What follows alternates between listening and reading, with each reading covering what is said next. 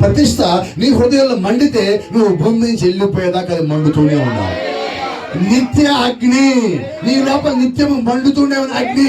ఆ అగ్ని వాక్యమై ఉన్న అగ్ని అయి ఉండాలి. అది వర్తమానమైన అగ్ని అయి ఉండాలి. పరిశుద్ధాత్మ అగ్ని అయి ఉండాలి. ఏమా ఆశ్చర్యం తెలుసా? ఒకవేళ నీ హృదయం మండకపోయి రాత్రి ఒక మాట చెప్తా, ఈ మధ్యాహ్నం ఒక మాట చెప్తున్నా. మోషే వెనకాల సిప్పోర నడిచింది. సిప్పోర మండట్లో అప్పటికి మోషే వెనకాల నడుస్తున్నది. ఎందుకంటే సిప్పోర ఒక నమ్మకం ఉన్నది. అక్కడి నుంచి భయపడి పారిపోయిన వచ్చిన వ్యక్తి ఇప్పుడు మళ్ళా అక్కడికి పోతారంటే ఏదో జరిగినది. ప్రవక్త అంటున్నాడు, మోషే కుమారుల్ని ఇటొకరిని పట్టుకొని గాడి మీద ఎక్కించి బయలుదేరిపోతామంటే మోషే గడ్డం దాదాపుగా మోకాలు దాకా ఉంది.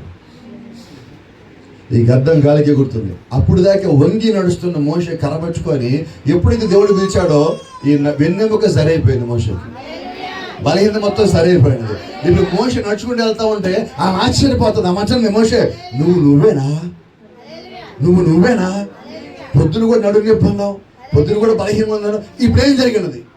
ఎప్పుడైతే నీ హృదయం మండినదో, ఎప్పుడైతే నీ గుండెలో వాక్యం మండినదో, నీ హృదయం అని బలిపీఠం మండినదో, మొట్టమొదటిగా దేవుడు నీకు స్వస్థత ఇస్తాడు, దేవుడు నీకు ఆరోగ్యం ఇస్తాడు, దేవుడు నీకు శక్తి ఇస్తాడు, దేవుడు నీకు బలం ఇస్తాడు. ఆ ప్రయాణంలో కావాల్సిన శక్తి మొత్తము దేవుడి లోపల పెట్టే ఉంటాడు. ఆయనకి అప్పగించిన పని సంపూర్ణమయ్యేంత వరకు నీ కావాల్సిన శక్తిని, బలమును, జ్ఞానమును, విశ్వాసమును దేవుడికి ఇచ్చివేసు. కాబట్టి మన హృదయాలు మనతో ముఖ్యమేనా? ఎంత ముఖ్యం? అన్నిటికీ అదే ముఖ్యం. కాబట్టి ఈరోజు మన హృదయాలు ఎంత మండాలి? అయితే నేను అనుకుంటూ ఉంటాను, ఆదివారం ఇంగ్లీష్లో ఏమంటారు, సోమవారం ఏమంటారు? ఎందుకు మండే అన్నారు?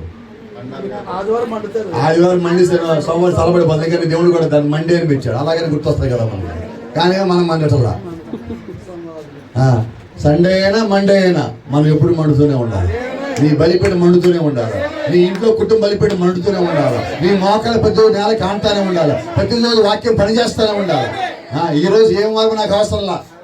నేను ఎప్పుడు కూడా చర్చిలో నుంచి బయటకు వచ్చిన తర్వాత నాకు అది ఏ వారమో తెలియదు. ఎందుకంటే ప్రతిరోజు నాకు ఆదివారమే, ప్రతిరోజు ఆదివారమే. ఈరోజు ఏం వారం? నాకెందుకు ఏ వారం అయితే? బలిపీఠ మీదకి వెళ్తే అది మండే రోజు, లేదా వాక్యం తయారు చేసుకుని సిద్ధపడే రోజు, మొత్తానికి వాక్యంలో ఉండే రోజు.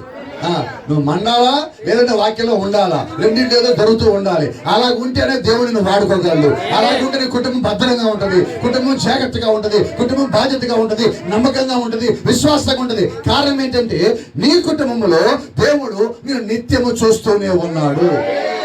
ఆమేన్. Praise the Lord. ఆమేన్.